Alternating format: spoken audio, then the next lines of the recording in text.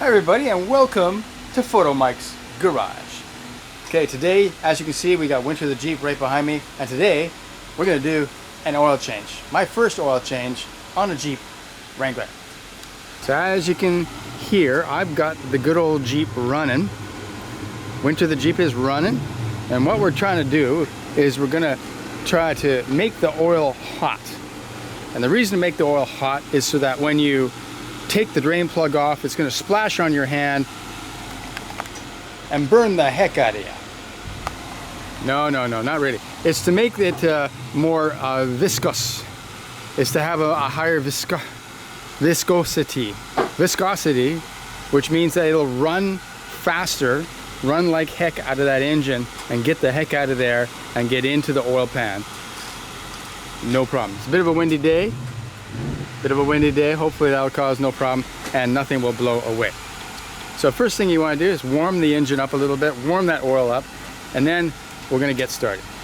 Now I know there's a lot of videos on how to change your oil in a Jeep Wrangler, but I don't think those other videos go into the deep specifics and details which I'm going to go to in this video. So this is going to be a short video, but it's going to be detailed, and so it's going to help you out.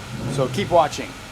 All right, now that Winter the Jeep is all warmed up, we just go ahead and open the hood. And the way you do that on a Jeep is very simply, you go like this, and you go like this.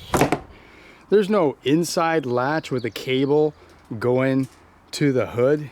And the reason why Jeep does this is to save weight. It saves quite a bit of weight to have just manual latches on the outside. The downside, though, is that anybody can get into your Jeep's hood, like so. The downside to that is that anybody can get into your Jeep, just like so, and they can take any goodies that they want without you even knowing. But the important thing is the weight savings. Almost all Jeeps, modern Jeeps anyway, are going to have a V6, Jeep V6, and this cover's got to come off, and it comes off real easy, just like that. You don't even have to use any effort. Comes right the heck off. Get on over there. Once you got the cover off, you can see how neglected, in my case, the engine is. I got dust here from years and years of dust. Never cleaned this. That's not a good thing. I'm kind of ashamed of it, not proud, but there it is. Okay, so the first thing you gotta find is your dipstick. There's your dipstick. The second thing you gotta find is your oil filler tube right here. And twist off it comes, and as you can see, the recommended engine oil is 5-weight 20. Good old-fashioned 5-weight 20. I believe it's synthetic, because that's what I got. Yeah, I won't go on. Anyway, it's a good idea to leave it loose anyway. It'll help your oil drain better, viscosity better. It's a good idea just to leave that off because it'll help your oil viscosity out of the engine better. Now you might be wondering, where is the oil filter? I'll wait while you look around. Normally the oil filter is normally the oil filter's down underneath the engine. I don't see it nowhere around there. No. Where the heck is the oil filter? Well, they kind of got it really well hidden here. You'll never guess, but this sort of weird looking thing, that's the oil filter. Yeah, I know. I was surprised too. I would have thought that'd be like a vacuum canister thingy, or maybe a fuel pump doohickey thing, but actually this is your fuel, but actually this is the oil filter in there. It's a cartridge type, not those regular canister types like you see all the time. Now how are we going to get this off? Now of course the good thing, and I'm sure this is why the Jeep did, is that having the oil filter at the top, it's so easy to access, as long as we can get this off, and it's not going to drip as much. So there you go. All right, this is what you're going to need to take off that oil canister housing. And that's the only part that's kind of tough, because you got to have a pretty big socket here. This is a 24mm socket. That's metric for all you Americans down there, in case you don't know. That's 24 millimeters, and that is what you're going to need. Not everybody has that. I, being the well-rounded mechanic that I am, do have it, and I shall demonstrate how to open this sucker up right now. Oh, there's that wind again. Okay, righty, tighty, loosey, goosey. Sorry, no, lefty, loosey. Here we go. Oh. Oh. Okay, it's turning. It's turning. It's turning. Yeah. I got it. I'm hoping no oil's gonna come gushing out. Shouldn't. Engine's not running. Gotta make sure your engine's off before you do this, of course. It's coming easy now. I can do this by hand now. Another good thing about owning a Jeep is that you can use the bumper and the vehicle itself as a bench. You can sit right down, as you can see that I'm doing right now, and allows you easy access to your engine from a comfortable sitting position. Here we go.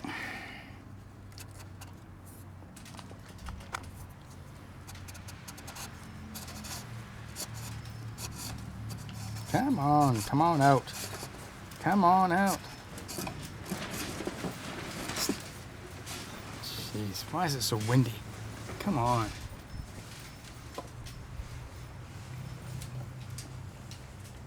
Okay. All right. There's our oil filter canister, as you can see. Oh, sorry, cartridge. I nearly fell down there. That's a big first step right there. Okay. There she is. There she is. So that's looking pretty dirty, I must say. Okay, this sucker is dirty. This is the part that we're gonna get new, and this is the part that we're gonna replace. We're gonna reuse, of course, our top here, and there's a little rubber O-ring right here, big one. That you should replace that with a new one that should come with your cartridge, your new cartridge filter. And oh, that's a mess. Okay, and this is the one I got. I got this sucker from Canadian Tire, which I don't think you Americans have down there. And if you did, it wouldn't be Canadian Tire, because that'd make you all upset. So I think it'd be called USA Tire. I guess I paid about 15 Canadian dollars, which is about $5 US. You can see the value of our dollars is quite different. So we're gonna put this on, but first of all, I want to drain the oil now. For that, I'm gonna use my bucket here, and I also put down some cardboard, some just like throwaway cardboard, so you can try to keep your driveway clean. Although that ain't gonna work. You're gonna get a messed up driveway, and no matter what you do, this is a messy job. Which is why you should be getting Mr. Lube to do it, you cheapskate. Another great thing about owning a Jeep is that you don't have to actually jack this up to get on under it. So I'm on my creeper. I'm just gonna go underneath the Jeep just like this. Right here. I can fit. It's a little tight, but I can fit. For a lazy person, the best thing to do is get a Jeep, because you are not going to have to lift it up. You're not going to have to. Okay, there's the oil pan. There's your oil pan right there. That little old bucket looking thing. And that bolt on the end is a 13mm bolt. As soon as I undo that, Niagara shall ensue. Now that shouldn't be on here too tight. You shouldn't have to handle this too hard. Oh, okay. Just like that, it's loose. I loosened it. There you go. Now, you gotta make sure you position your bucket thing. We're gonna loosen this by hand, trying to avoid getting the oil on my hand fruitlessly. It'll happen, and it's gonna burn a little bit. That's okay. That's okay. Just turn it, sort of hold it in the hole as you go. Get ready to move that bucket around if necessary. It's almost out. It's coming. Oh, it's dripping already. And there we go. Oh, ooh. That oil is black. What the heck have I been doing? Let's see how she tastes. Oh, definitely a little bit of acid there, so it's time for a change. It was time for a change. Now you just let that drip out for a while. And you can see it's coming out really good, and that's the viscosity at work here. The viscosity is your friend at this point, and it is pushing that oil out. Oh, was that a lumpy bit? Oh, that's a little bit worrying. It's almost done. We'll just keep that little stream going, and then after it's all done, you just give it a shake, and then you put your oil bolt back in. Okay, the cartridge just comes. You just got to pull that sucker out. You're going to throw this away. You're going to clean this up. You're going to take off the oil ring. Use a screwdriver or your hands, whatever you want to do. You just got to get that sucker off. Yeah.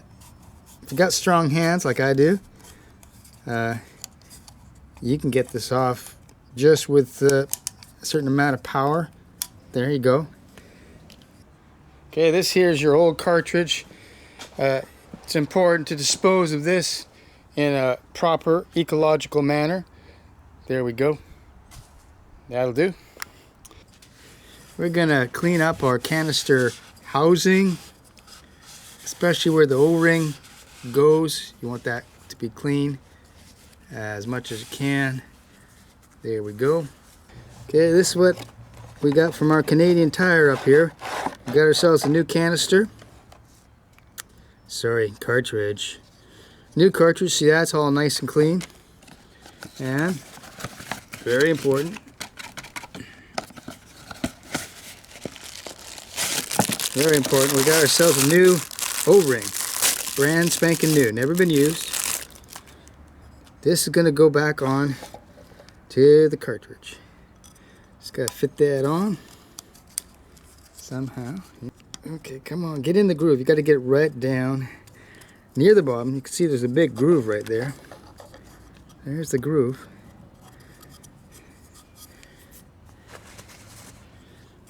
And it's a good idea to oil up your O-ring, to lubricate it up so that it goes into its position without any complaints.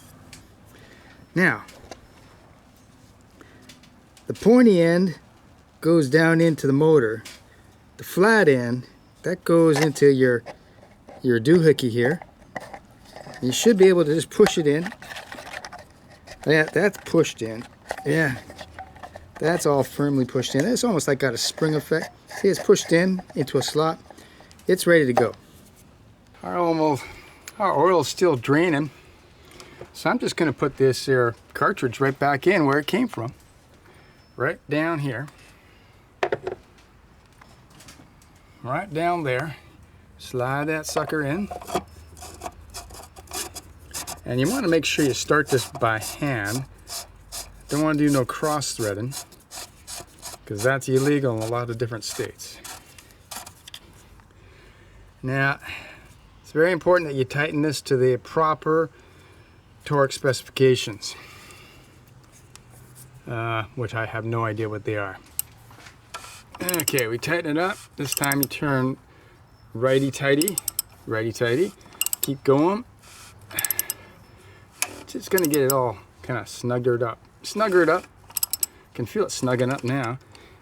And basically about one grunt, like that, and you're done. Or if you want to get all fancy, that's 17.7 foot-pounds for you fancy pants people. Okay, oil cartridge replaced. Now we just take a quick look at the oil pan bolt, and this looks pretty good, so I'm going to reuse it. If you're uncomfortable with that, if that makes you feel nervous, I would suggest you get a new bolt, something like that, from your local Jeep dealer. But I'm going to reuse this because I like to take chances. Yeah, I'm going to put the oil pan bolt back in and start it off by hand. You don't want no cross threading because we're against that up here in Canada. And there you go. There you go. Use your 13mm wrench. Snug that down. Okay, the bolt is snug. And again, for you fancy pants people, you can snug that up and then go to 20 foot-pounders if you want to do this correctly. But there you go. It is tight. Okay, the most important part of the job is this. Remember to put oil back in the engine. Because if you don't do that, you're going to have a big problem. Ask me how I know. Okay, your Jeep is going to require 6 quarts of the 5W20s.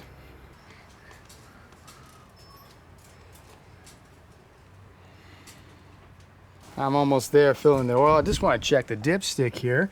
That's right over here on this side of the engine. The dip stick, what you do is you pull it out. All right, as you can see, that's getting up there. That's not all the way up, but it's almost all the way there. I think one more quart. She's full of oil. Very good.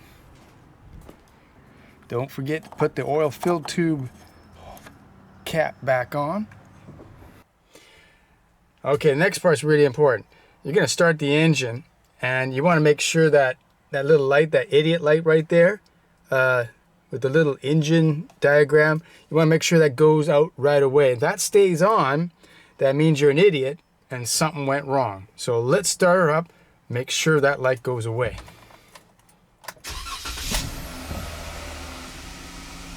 Okay, it went away real quick.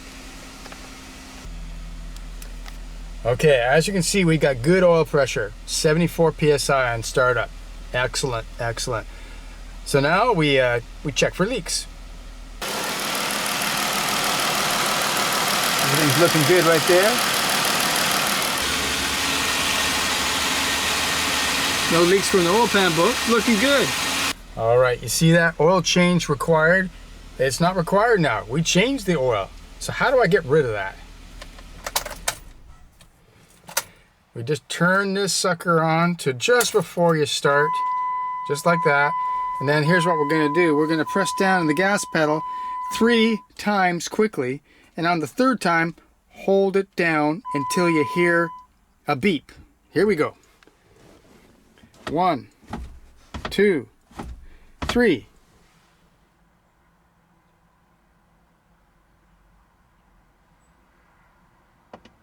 Okay, I didn't hear no beep, but look at that, system okay. Coolant temperature okay. Oil life 100% remaining. There you go. It's been reset. There, you're done. All right, there it is. Oil change completed in winter the Jeep. You can see how easy that was. No problem for the average mechanic or for the average person of any sort. I hope you appreciate this detailed and comprehensive video. I worked hard at it. So anyway, please like and subscribe for more. And thanks for watching Photomikes Garage.